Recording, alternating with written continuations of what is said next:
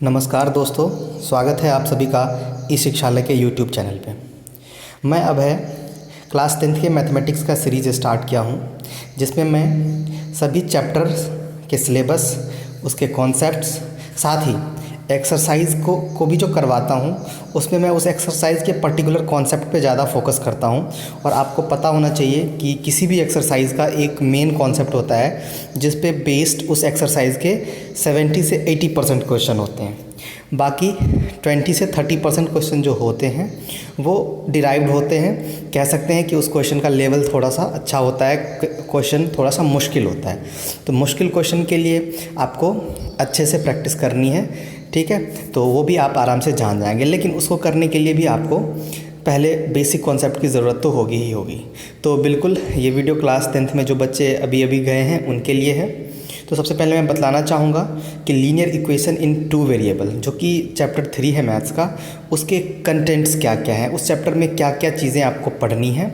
और फिर उसके बाद हम आपको बतलाएंगे कि जैसे एक्सरसाइज 3.1 का कॉन्सेप्ट क्या है और उसी कॉन्सेप्ट पे बेस उस एक्सरसाइज के कौन कौन से क्वेश्चन हैं, ठीक है। एक दो क्वेश्चन बिल्कुल रह जाएंगे जो मैंने बतला ही दिया, उसके लेवल थोड़े से हाई होंगे, वो थोड़े से डिराइव्ड क्वेश्चन होंगे, तो जिसको हम अपने व्हाट्सएप एवं टेलीग्राम ग्रुप में डिस्कस करते हैं। तो वीडियो के नीचे में आपको व्हाट्सएप नंबर और टेलीग्राम ग्रुप और दूसरे कॉन्टैक्ट्स मिल जाएंगे। तो आप अपने डाउट्स यहाँ भी कमेंट कर सकते हैं, वहाँ भी पूछ सकते हैं। अगर चैनल को आपने सब्सक्राइब नहीं किया है तो please subscribe this channel and also press the bell icon. चलिए, तो हम सबसे पहले जानते हैं कि लीनियर इक्वेशन इन 2 वेरिएबल्स इस चैप्टर का सिलेबस क्या है। जी, हम पूरे चैप्टर की बात करेंगे कि इस लीनियर इक्वेशन इन 2 वेरिएबल में हमें क्या क्या पढ़ना है, ठीक है। तो सबसे पहले जो हमें पढ़ना है वो है लीनियर इक्वेशन इन 2 वेरिएबल की मीनिंग, की डेफिनेशन, कि ये होता क्या है, ठीक है। उसके बाद हमें कुछ पढ़ना है, वो है जनरल फॉर्म। बिल्कुल, इसका जनरल फॉर्म क्या होता है। उसके बाद हमें देखना है graph of linear equation in 2 variable. बिल्कुल, मैं क्लास 10th की आपके सिलेबस की बात कर रहा हूँ, कुछ भी नया नहीं कर रहा। हमें ग्राफ भी देखना है लीनियर इक्वेशन के। फिर geometrical representation of pair of linear equation देखना है। फिर types of solution of linear equation 2 variable, उसके सॉल्यूशन देखने हैं जो काफ़ी इंपॉर्टेंट हो जाता है। और methods of solving system of linear equation, ये बहुत ही इंपॉर्टेंट है कि हम किस तरीके से लीनियर इक्वेशन को सॉल्व करेंगे। और उसके बाद वर्ड प्रॉब्लम भी देखना है, ठीक है दोस्तों। तो ये लास्ट के जो 2-3 टॉपिक हैं, ठीक है, वो काफ़ी ज़्यादा इंपॉर्टेंट हैं, just like types of solution, method of solving और वर्ड प्रॉब्लम। इसी से बेस्ड एग्ज़ाम में हमेशा लॉन्ग टाइप क्वेश्चन में आ ही जाता है एक नए, तो इसीलिए आपको ये ध्यान से करना है। चलिए, अब हम सीधे आ जाते हैं कॉन्सेप्ट ऑफ एक्सरसाइज 3.1, क्योंकि हम जब एक्सरसाइज करते जा रहे हैं तो हमें 3.1 करना चाहिए और उसके कॉन्सेप्ट को समझना चाहिए। दोस्तों, 3.1 के जो मैंने सारे क्वेश्चंस को देखे, उसमें मुझे जो कॉन्सेप्ट लगा कि भाई इसमें हमें क्या नोट्स टाइप, बच्चों को डिटेल में क्या एक्सप्रेस करना चाहिए, वो चीज़ें जो मुझे लगी वो मैं आपको बताता हूँ। तो एक्सरसाइज 3.1 के जो क्वेश्चन है उसमें सबसे पहला जो कुछ कॉन्सेप्ट है वो क्या है, general form of pair of linear equation. तो ये आपका सिलेबस भी अभी मैंने बतलाया इस चैप्टर का, उसमें भी है, और कहीं ना कहीं ये आपको चैप्टर 3 के 3.1 एक्सरसाइज को सॉल्व करने में बहुत हेल्प करेगा। तो सबसे पहले आप जानिए कि ये जनरल फॉर्म क्या होता है। देखिए, जनरल फॉर्म, जैसे कि अभी हमने पॉलिनोमियल किया, तो पॉलिनोमियल में क्या किया, क्वाड्रेटिक इक्वेशन भी किया, लीनियर इक्वेशन 2 वेरिएबल भी किया। तो उसमें आपने देखा होगा कि जनरल फॉर्म, चलिए एक बार मैं रिवाइज के लिए बतलाता हूँ। क्वाड्रेटिक का जनरल फॉर्म क्या है, ax² + bx + c = 0। Cubic equation का क्या है, ax³ + bx² + cx + d = 0। तो ये होता है जनरल फॉर्म। तो यही इसी तरह का जनरल फॉर्म अगर हम बात करें कि लीनियर इक्वेशन हैविंग 2 वेरिएबल, तो उसके जनरल फॉर्म कुछ ऐसे होते हैं, a1x + b1y + c1 = 0, a2x + b2y + c2 = 0। तो इसमें हम आप कह सकते हैं कि ये a1 जो लिखा है वो फर्स्ट इक्वेशन है, a2 b2 c2 लिखा है वो सेकंड इक्वेशन है, ठीक है। तो क्लियर लिखा है कि general form of pair of linear equation having 2 variable, ठीक है। तो इसमें a1 b1 c1, a2 b2 c2 ये क्या है, कॉन्स्टेंट्स हैं। बाकी x y तो आपको पता ही है कि 2 वेरिएबल होंगे तभी तो ये लीनियर इक्वेशन ऑफ 2 वेरिएबल हो पाएगा। देखिए दोस्तों, इसके बाद जो इस एक्सरसाइज का इम्पॉर्टेंट है वो है ग्राफ को समझना। ठीक है, तो हम थोड़ा सा ग्राफ को भी समझने की कोशिश करेंगे। देखिए दोस्तों, अगर हम सिंपली ग्राफ की बात करें तो कोई भी 2 वेरिएबल का इक्वेशन का ग्राफ है तो उसे हम फाइंड कैसे करेंगे। ठीक है, आपको पता होगा कि ग्राफ कुछ ऐसा होता है, एक्स एक्सिस और वाई एक्सिस पे लाइन को रिप्रेजेंट करना इज़ अ ग्राफ। ठीक है, तो इसका हम ग्राफ कैसे बनाएंगे। देखिए सबसे पहले क्या होता है, A X plus B Y plus C equals to 0, इस फॉर्म में इक्वेशन रहता है। तो इस इक्वेशन को, जैसे कि यहाँ पे ए एक्स है ना, तो इसमें से हम एक्स की वैल्यू गेट कर लेते हैं या वाई की वैल्यू गेट करते हैं। चलो एग्जांपल लेके ऐसे समझाऊंगा कि देखिए 3x plus Y equals to 5। तो यहाँ से ना हम क्या करेंगे, y की वैल्यू गेट करते हैं, तो 5 माइनस 3x हो जाता है। देखिए जब हमें y की वैल्यू मिल जाता है तब हम यहाँ पे क्या करते हैं, हम क्या x को कंसीडर करते हैं, x इक्वल्स टू 1, तो y equals to 5 minus 3 into 1। हाँ, लेट x इक्वल्स टू 2, तो 5 इक्वल्स टू 5 माइनस 3 इंटू 2। ये बिल्कुल मैं एग्जाम्पल में इस तरह के क्वेश्चन करवाऊँगा जो एक्सरसाइज से ही आपके लिए है। तो हम इस तरह का फिर टेबल बना लेते हैं। इसमें अगर x की वैल्यू जो हम कंसीडर करते हैं वो लिखते हैं और y का जो वैल्यू हमें वो मिलता है वो लिखते हैं। ठीक है, इस तरह से एक जब हम टेबल बना लेते हैं उसकी हेल्प से हम ग्राफ भी बना लेते हैं। तो इसके हमने स्टेप्स लिखे हैं। सबसे पहले जो जनरल फॉर्म रहता है उसको लीनियर इक्वेशन आपको मिलना, फिर वहाँ से y की वैल्यू गेट कर लेना। ठीक है, आप x की भी गेट कर सकते हैं, y की गेट कर लेना। उसके बाद जब y की वैल्यू आपको मिल जाती है तो फिर x की वैल्यू कुछ भी कंसीडर करके y गेट कर लेना। x y जैसे ही आपको मिल जाता है तो आपको point a1 b1 a2 b2 इस तरह से मिल जाएगा जिसको ग्राफ पे आप दिखा सकते हैं। ठीक है, तो ये हो गया आपका ग्राफिकल रिप्रेजेंटेशन। मैं सारे एग्जाम्पल जब करके दिखाऊंगा तो आपको और भी क्लियर होने वाली है। देखिए तीसरा कॉन्सेप्ट इसका क्या है, यह है graphical representation of pair of linear equation. उसका ग्राफ कैसा होता है मैंने थोड़ा सा पहले भी बताया है। ये देखिए कुछ इस तरह का ग्राफ होता है इसका। ये 3 ग्राफ आपके सामने हैं वो इस तरह के। अगर हम बात करें तो x और y एक्सिस है, तो किसी के ग्राफ कैसे होते हैं, ये इंटरसेक्टिंग भी हो सकते हैं। जैसे देखिए ये इक्वेशन 1 है, ये इक्वेशन 2 है और इस दोनों का ग्राफ जो हुआ कुछ ऐसा हुआ कि बीच में कट कर लिया, तो इंटरसेक्टिंग। उसके बाद ये देखिए इस यहाँ पे एक लाइन ऐसे दिख रहा है ना, दूसरा भी लाइन इसी के ऊपर है, तो आप इसे क्या कह सकते हैं कि कंसिडेंट लाइन कह सकते हैं। ठीक है, इसके ग्राफ कैसे होते हैं, कंसिडेंट होते हैं। ठीक है, ये हाँ। और तीसरी जो बात है, जो यहाँ पे बिल्कुल 2 लाइन है, फर्स्ट दूसरा भी लाइन जो है वो इसी के ऊपर है, कंसिडेंट। देखिए इस तरह से तीसरा ग्राफ हो सकता है लीनियर इक्वेशन का, वो पैरेलल लाइन हो सकता है।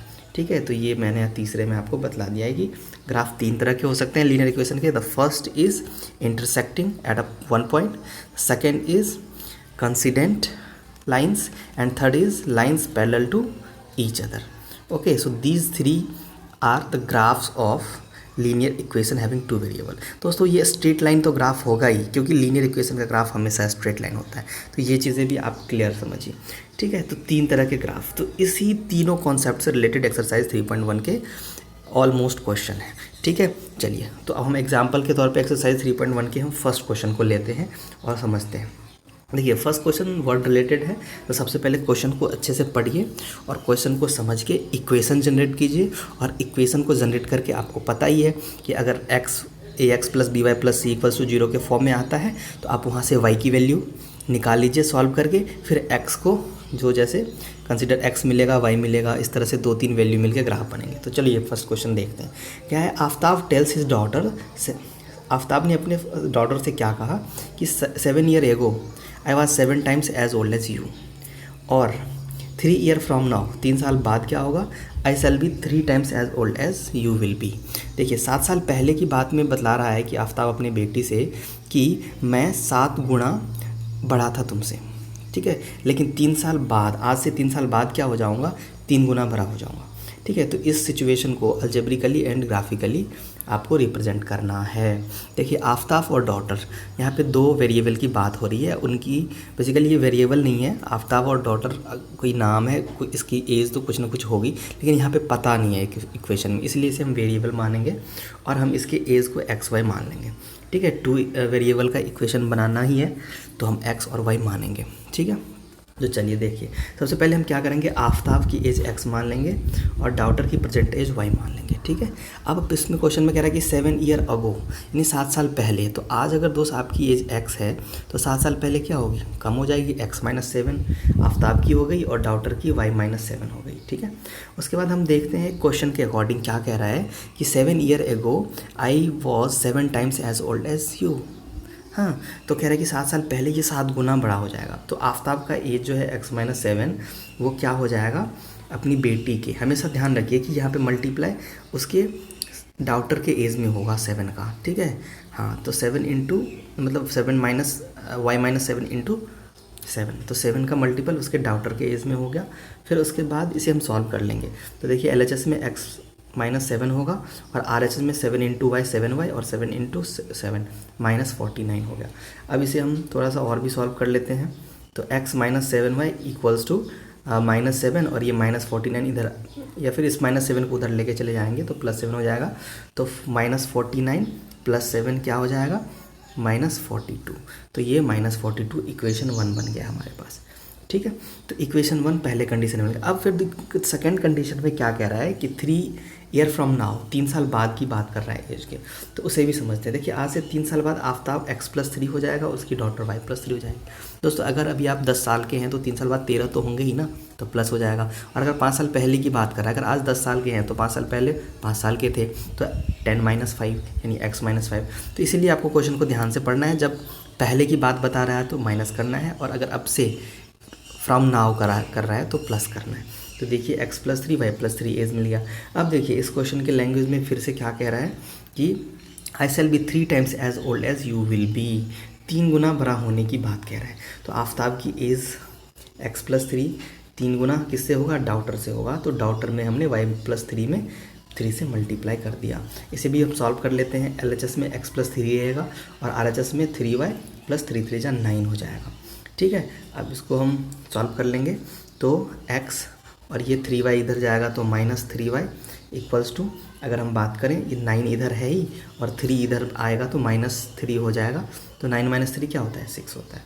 तो इसीलिए दूसरा इक्वेशन क्या बन गया आपके सामने कि x - 3y इक्वल्स टू 6। देखिए इक्वेशन 1 और इक्वेशन 2 जब हमारे पास है तो हम दोनों इक्वेशन के हेल्प से क्या करेंगे, अलजेब्रिक ड्रॉ करेंगे, अलजेब्रिक ग्राफ ड्रॉ करेंगे। देखिए कैसे रिप्रेजेंट करते हैं अलजेब्रिक, ठीक है। देखिए इक्वेशन 1 और इक्वेशन 2 से हम क्या करेंगे, देखिए इक्वेशन 1 को भी लिख दिया यहाँ पे और इक्वेशन 2 भी आपके सामने लिखा हुआ है। तो देखिए इक्वेशन 1 को हम सॉल्व करके क्या करते हैं, x - 7y इक्वल्स टू -42 है ना, तो x की वैल्यू निकाल लेते हैं यहाँ से। तो x इक्वल्स टू क्या हो गया, 42 - 7y। y की भी निकाल सकते थे, आपको मैंने स्टेप्स भी बताए हैं। तो x इक्वल्स टू क्या हो गया, -42 + 7y। अब हम यहाँ पे क्या करेंगे, सिचुएशन टेबल, एक सॉल्यूशन टेबल बनाएंगे जो आपके सामने है। इसमें x और y की वैल्यू क्या करेंगे, कंसीडर करेंगे, ठीक है। तो सॉल्यूशन टेबल आप देख रहे हैं कि इसमें x की और y की वैल्यू क्या होगी, उन चीज़ों को बतलाया गया है, ठीक है। तो वो हम कैसे गेट करते हैं, आपने पहले भी पढ़ा होगा। चलिए थोड़ा सा यहाँ पे भी एक्सप्लेन करते हैं। देखिए इक्वेशन क्या मिला है हमारे सामने कि x इक्वल्स टू -42 + 7y, यही है ना इक्वेशन। तो देखिए हम यहाँ पे x और y की वैल्यू गेट करते हैं। तो यहाँ पे हम RHS में y को ले रहे हैं, तो हम y की वैल्यू ही कुछ मानते हैं। देखिए लेट y इक्वल्स टू 5, ठीक है। हम क्या करते हैं, let y equals to 5, let y equals to 5। तो x इक्वल्स टू क्या हो जाएगा, -42 + 7 × 5, y को 5 माना है तो 7 × 5 = 35 होगा ना, बिल्कुल होगा। तो x इक्वल्स टू हमें क्या मिल गया, -42 + 35। तो -42 + 35 क्या हो जाता है, प्लस माइनस हो जाएगा साइन, और साइन ऑफ ग्रेटर नंबर हो जाएगा तो -7। तो इसी को यहाँ पे हमने लिखा है x - 7 तो y 5, देख रहे हैं आप, y 5 x - 7। तो इसी के हेल्प से हम क्या करते हैं, सॉल्यूशन टेबल बनाते हैं। देखिए 0 6 भी इसी तरह का है। अगर x इक्वल्स टू 0 है तो y इक्वल्स टू क्या होगा, अगर y की जगह, तो यहाँ पे बिल्कुल आप इसके जगह पे 6 पुट कर दीजिए तो x इक्वल्स टू क्या हो जाएगा, -42 + 7 और y है तो इंटू 6। तो देखिए ये 7 × 6 क्या होता है, 42, और ये है -42, -42 + 42 क्या है, 0 हो जाएगा। तो ये बिल्कुल आपको क्या करना है, रफ में सॉल्व करके यहाँ पे फ्रेश टेबल ही बनाना है जो अच्छा दिखेगा। फिर आप रफ़ यहाँ पे ही सॉल्व करके लिखने लगेगा तो काफ़ी ज़्यादा टाइम लगेगा। तो आप इसको रफ़ में, और दिखेगा भी अच्छा नहीं, तो आपको करना क्या है, इसे रफ़ में क्या कर लेना है, करके सॉल्व, फिर यहाँ पे फाइनल टेबल बनाना है। तो ये टेबल इस तरह से आपने 9th में सीखा होगा कि हम कैसे सॉल्यूशन टेबल बनाते हैं। जब देखिए पहला सॉल्यूशन टेबल मिल गया, इस तरह से दूसरे इक्वेशन का भी सॉल्यूशन टेबल आपको बनाना है। तो दूसरा इक्वेशन क्या है, x - 3y = 6। तो यहाँ से भी हम x की वैल्यू गेट कर लेते हैं। तो ये 6 - 3y उधर जाएगा तो +3y हो जाएगा। ठीक है, तो इसके हेल्प से देखिए हमारा सॉल्यूशन टेबल ये बन गया।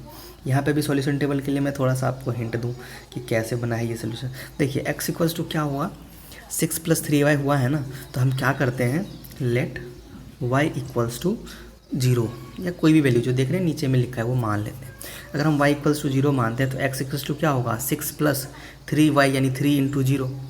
तो 6 + 0 यानी कि x = 6, ये 6 हो गया। तो यहाँ पे देख रहे हैं y = 0, x = 6, फिर y = -1, x = 3। तो ये चीज़ें हमें रफ में करके एक सॉल्यूशन टेबल बनानी है। जब हमारे पास दो सॉल्यूशन टेबल आ गए तो इसी सॉल्यूशन टेबल को हम क्या करते हैं, ग्राफ पे रिप्रेजेंट करते हैं, जो आपके क्वेश्चन में पूछ रहा है। ठीक है, तो देखिए graphical representation of this 2 solution table is as follows. ठीक है, तो देखिए इक्वेशन क्या थे, एक पॉइंट था।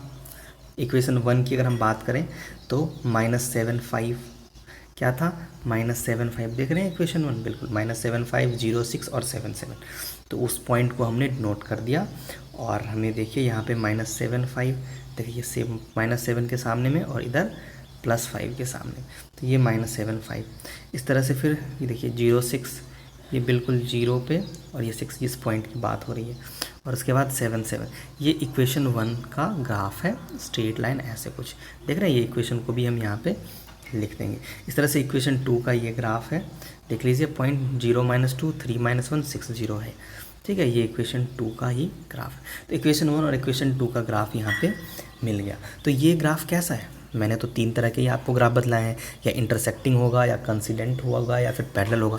दोस्तों ये इंटरसेक्टिंग है, देख लीजिए आप, ये इस तरह से जा रहा है, ये इस तरफ से जा रहा है, तो आगे जाके कहीं ना कहीं तो मिलेगा, तो इंटरसेक्ट कर जाएगा। तो इसका ग्राफ क्या है, इंटरसेक्टिंग है। ठीक है, तो ये चीज़ भी आप क्लियर हो गए। तो इस क्वेश्चन में यही था कि सबसे पहले अलजेब्रिक रिप्रेजेंट करो, फिर उसको ग्राफिकल रिप्रेजेंट करो। तो अलजेब्रिक रिप्रेजेंट का मतलब वही x की वैल्यू करके ये कर लेना है, और फिर ग्राफिकल के लिए आपको वो सॉल्यूशन टेबल बनानी है जिसके हेल्प से आपके सामने ये ग्राफ बन जाए।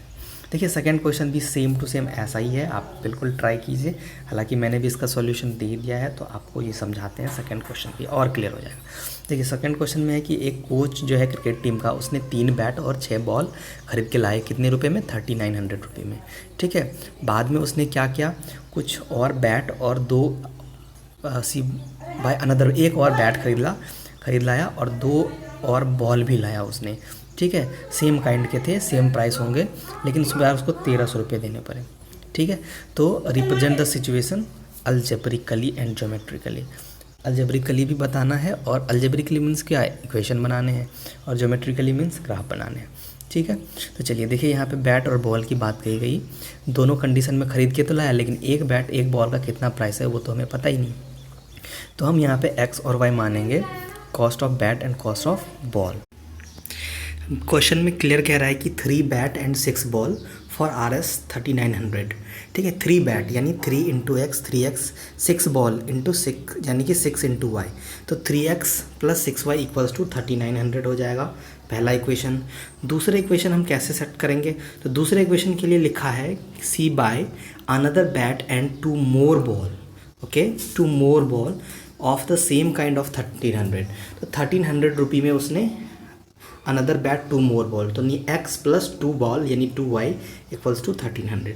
तो ये हमें 2 इक्वेशन मिल गए। तो इन दोनों इक्वेशंस को हम क्या करेंगे, सॉल्यूशन टेबल बनाएंगे, और सॉल्यूशन टेबल के बाद इसका क्या करेंगे, इसका सिंपल है सॉल्यूशन करेंगे, इसका ग्राफिकल रिप्रेजेंटेशन करेंगे। क्वेश्चन में कह रहा था कि अलजेब्रिक एक्सप्रेशन करो फाइंड, फिर ग्राफिकल रिप्रेजेंटेशन करो। तो ये इक्वेशन 1 और 2 is algebraic representation. Now we have to find graphical solution. So for graphical solution we have to make a solution table, and with help of solution table points we can draw the graph. Okay, so come with the first equation. तो first equation में क्या है, 3x + 6y = 3900।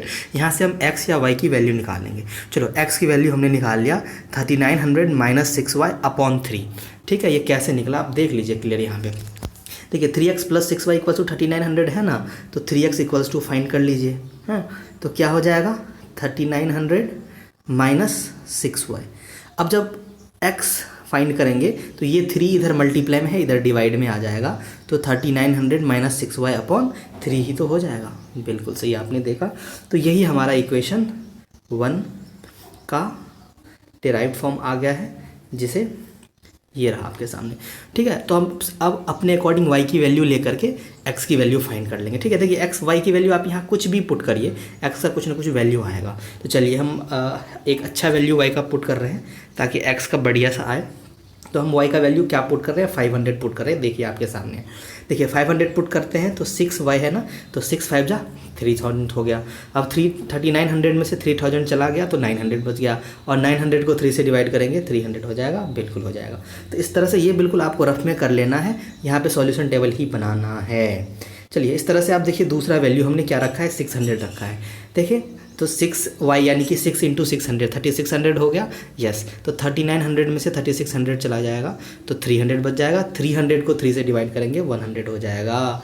ठीक है, तो ये देखिए 100 x की वैल्यू आ गई। इसी तरह से हमने 3 डिफरेंट पॉइंट्स x और y को लेकर के हमने सॉल्यूशन टेबल बना लिया। दोस्तों हमारा फर्स्ट इक्वेशन का सॉल्यूशन टेबल बन के तैयार है। अब हम सेकेंड इक्वेशन की सॉल्यूशन टेबल बनाएंगे। फिर उसके बाद सॉल्यूशन टेबल के बाद हम क्या करते हैं, ग्राफ पे सॉल्यूशन टेबल को रिप्रेजेंट कर देते हैं। फिर अपने आप ही हमें ग्राफिकल रिप्रेजेंटेशन ऑफ इक्वेशन मिल जाता है। तो चलिए सेकंड इक्वेशन का हम सॉल्यूशन टेबल बनाते हैं। तो सेकंड इक्वेशन क्या था हमारे सामने, देखिए स्क्रीन पे। सेकंड इक्वेशन था x + 2y = 1300। ठीक है, तो x की वैल्यू यहाँ से निकालेंगे ना, तो क्या हो जाएगा 1300 - 2y। ठीक है, बिल्कुल जो +2y जो था उधर जाके -2 हो गया, -2y हो गया और कुछ नहीं था।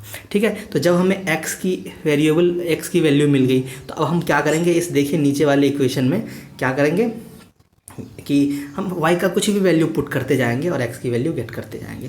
ठीक है, तो एक अच्छा सा y की वैल्यू पुट करते हैं 500। देखिए आपके सामने में, तो 1300 - 2y, तो 2y का मतलब 2 × 500, 2 × 500 का मतलब 1000। तो जब 1300 में से आप 1000 माइनस करेंगे तो क्या होगा बताइए आप, 300 होगा। तो x की वैल्यू 300 आ गई।